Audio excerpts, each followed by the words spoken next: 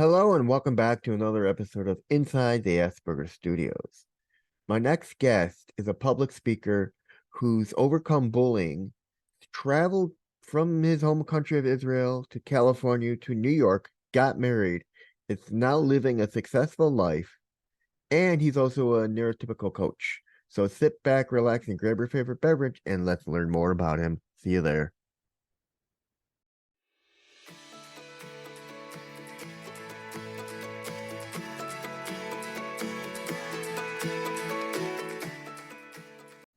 Well, thank you. Mhm. Hello and welcome back to another episode of Inside the Aspergers Studios. Today I'm joined with Elad Pines. Welcome to the show, Elad. Mhm. Thank you for having me. You can call me Al. Al, okay, Al. Mhm. So, Al, I always like to ask my guests, so tell me about yourself. Mhm. I was born and raised in Israel at the age of 12. I moved to the States around sixth grade. This is when I encountered trouble with bullying around middle school. People used to tell me, if you can't speak correctly, how can you do anything in life? But then around the age of 17 or 18, toward the end of high school, I was diagnosed as being with Asperger, dyslexia, OCD, ADD, ADHD, a little bit all of the above. Even though in school I mostly excelled, taking on their AP advanced math classes, and then that led me to a life transformation journey of self growth. And basically, I try to do different things with my life. I try to volunteer in an Israeli pre-military academy, and I they're different spiritualities, including Buddhism and the Kabbalah. And at around the age of 23, I met my wife. And then later on, around the time of the LGBTQ or various life matter movements, and listening to Tony Robbins speak about living life to your fullest, that kind of gave me the idea of interesting. Nobody really speaks about the challenges that people on the spectrum really have. I mean, I remember going to school and I took a life skills class, and then, after graduating high school, it's like, wait, how do I do any of these things again? And I asked my parents, well, how did you figure it out? You know, they said school didn't teach us. We had to figure it out by ourselves. And I said, then why did I go to school for 12 years for? I mean, I don't know how to, move out, pay the bills, get a job, get married, keep my marriage, or do any of those things. So I had to do it via trial and error and figure that out. So then I want to become a inspirational and motivational speaker for people on the higher end of the spectrum, such as myself. My IQ was diagnosed in the high 120 range. And then I realized that, I want to call it special challenge to life matter, because everybody has challenges. People on the high end of the spectrum have special challenges. Therefore, special challenge lives matter. And that's talking the talk. So then I realized maybe I can become a life coach, and that's walking the walk, providing a service for people to be able to live life to the fullest, Mm-hmm. um, and live life on their own terms. So that's me in a nutshell. All right. So when were you diagnosed? At what age? That was about 17 or 18. It was 11 or 12th grade. Okay. And you said you gotten bullied. How did you handle that yourself? I mean, a lot of people can't deal with the being the bullied. Obviously, you found a way to deal with it. What was your method? Mm-hmm. To be honest, it took quite a few years. It's not something that happened overnight. Um, Honestly, just I really just used my intelligence to just learn how to speak up for myself. People would make fun of my stutter. So Mm-hmm. then I realized, how can I protect myself? First of all, I used to just work out and get physically strong, and I thought that would help, and it helped to some extent. But then I didn't know how to speak up for myself, because obviously, if you're getting bullied and if people make fun of your stutter, it's a bit tough to for you to speak up and stand up for yourself. But then I just kind of looked at how other people interact in society, and I sort of mimicked or copied what they had to say. And then if someone said something to me, I would just say something back. I mean, it was not the most ideal thing to do, but that was one day to deal with bullying at the time. Okay. Let's see. Did you finding out you were on the spectrum, How did hmm that help you understand yourself much better? hmm So, I mean, it was quite a revelation. I mean, it took some time to obviously, I mean, I mentioned after high school, that was briefly after I was diagnosed. So I went on a self-discovery journey.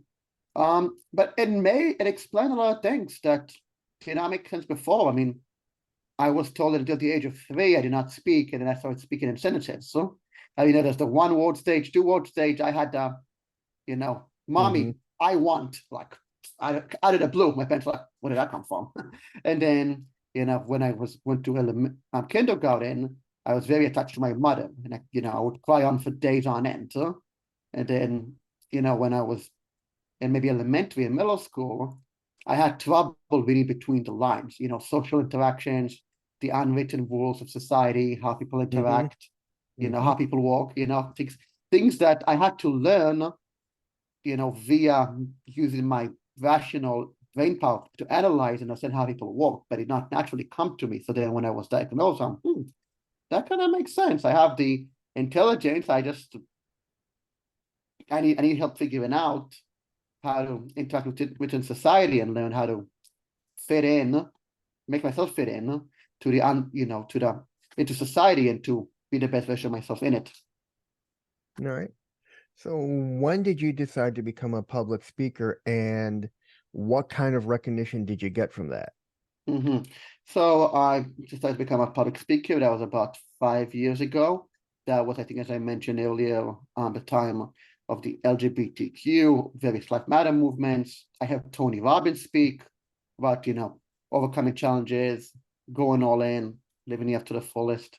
And it made me realize, I went through a lot of different life challenges. Grew up in Israel, moved to the States, went to Israel, met my wife, moved to Cali, moved to New York City, got off my overcame bullying.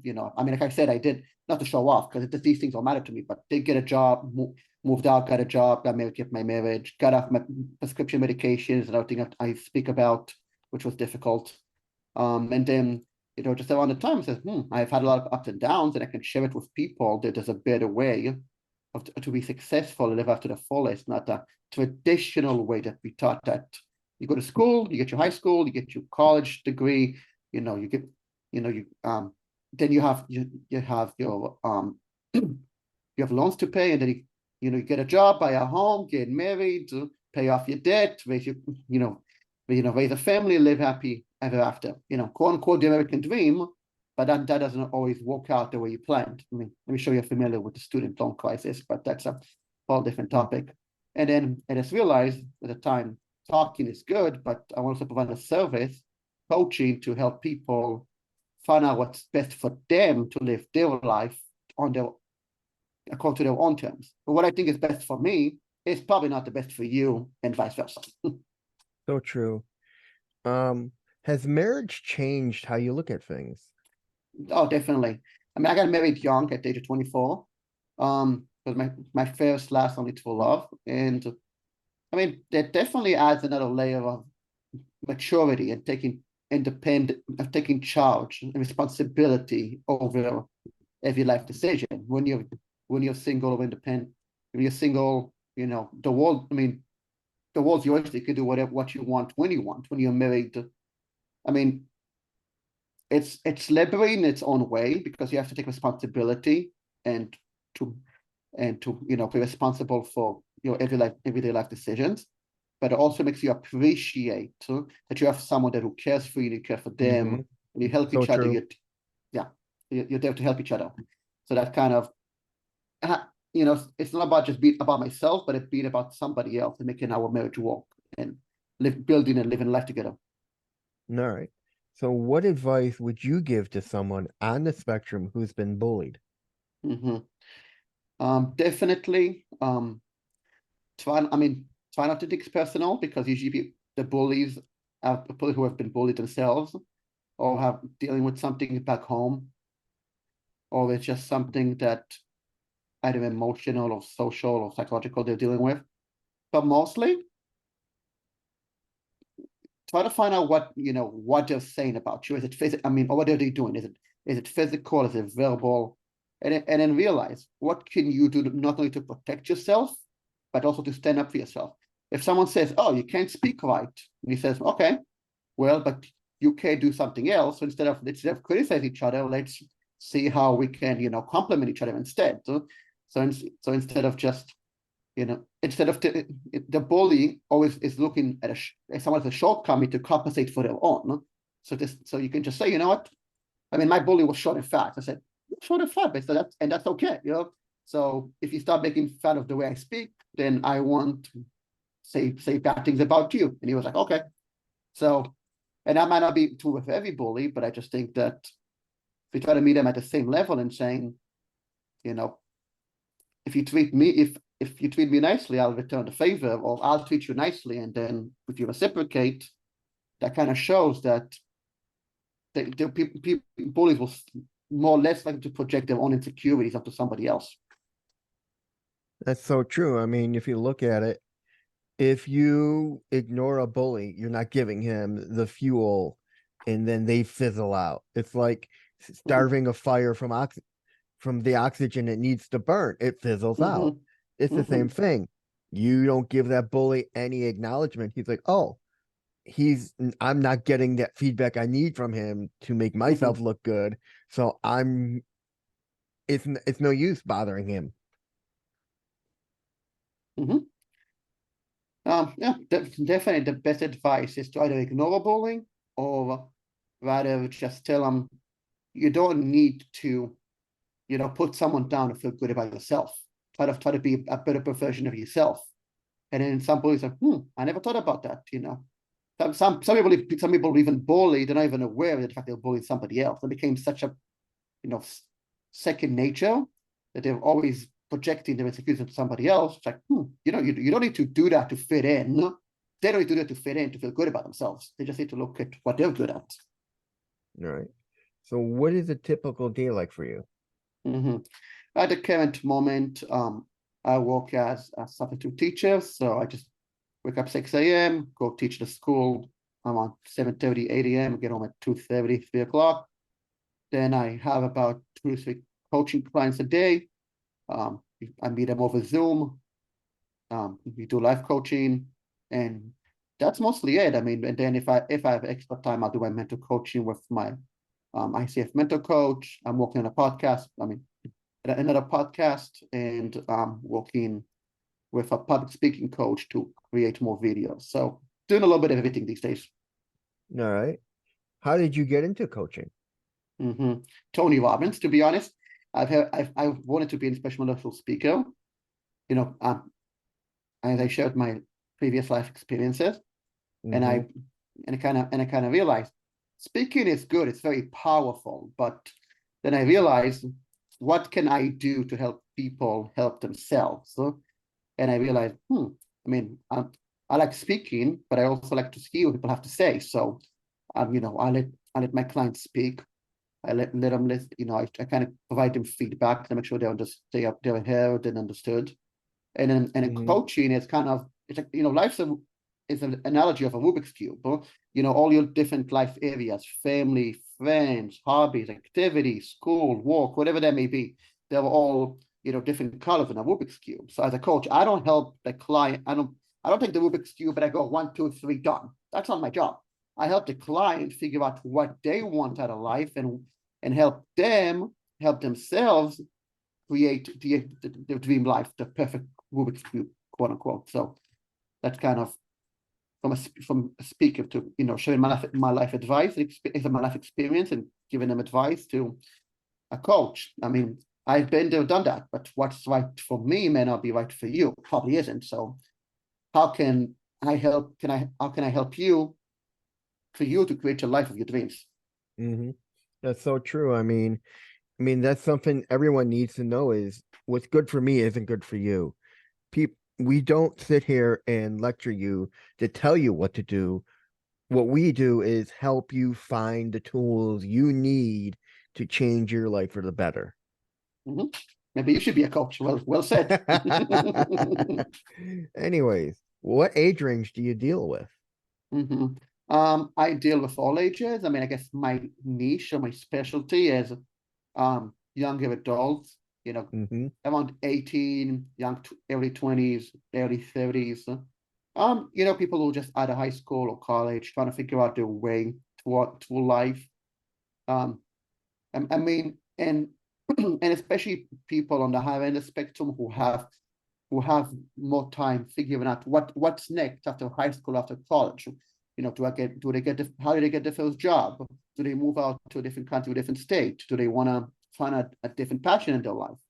Once you're at the crossroads, I try to help clients help themselves kind of, what is it I really want out of life? Because, sometimes the things we want out of life sometimes have been conditioned by others. So if you do X, Y, and Z and you'll be successful. And that works for some people, that's great. So, but it's more of helping people get clarity Mm-hmm. on what they want. So, and then helping them figure out what's the next step for them to take to get what they want to get. All right. What problems do you mostly see with your clients? What issues do they deal with? It's mostly interacting within society. So kind of, find being in, well, dating, finding a partner, how to communicate with them.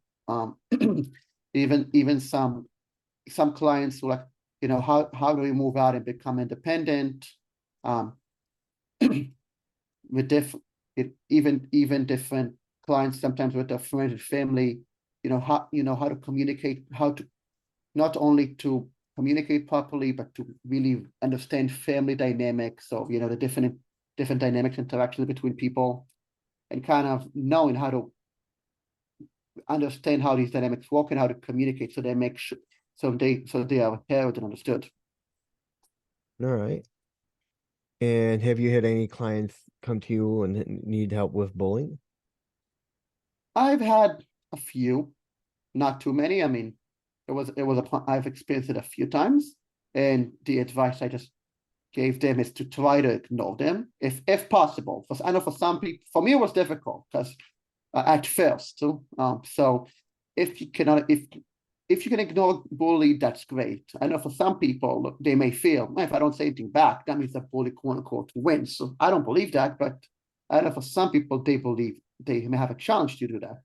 So first of all is you try to talk to the bully and see where they're coming from. What insecurities are they projecting onto the person?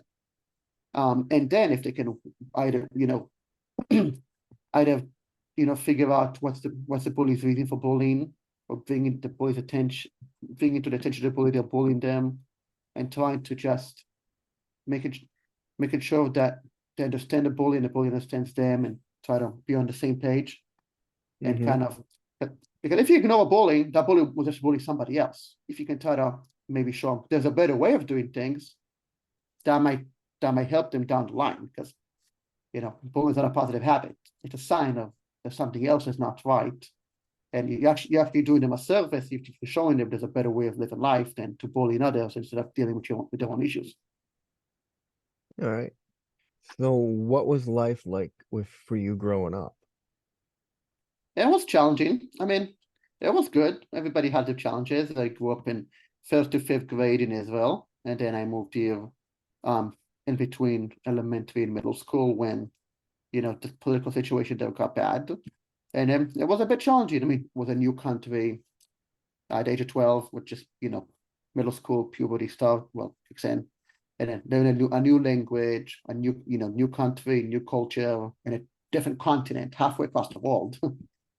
it, Mm-hmm. and then it was challenging, but it was a learning and a growing experience. And I'm glad I had the experience when I was younger to face adversity, to be able to overcome it, and then be able to share my wisdom and experience with people, that can be a speaker and a coach, and help and speak about my experiences, and then help coach people to help them create their own lives, and live life to the best of their abilities. So you have to go through something, to help others to overcome a similar challenge. All right. And when you got diagnosed, did Mhm. things become more clear for you? I mean, did you like, oh, this explains why I was like this and like this? Yeah, and mostly did. I mean, it really helped. I mean, they say that I was, on a very high end of the spectrum. So they just said you know, it's very light Asperger's, quote unquote, whatever they meant by that. So there was a test, and I failed. You know, I just barely matched the criteria. That's whatever that was.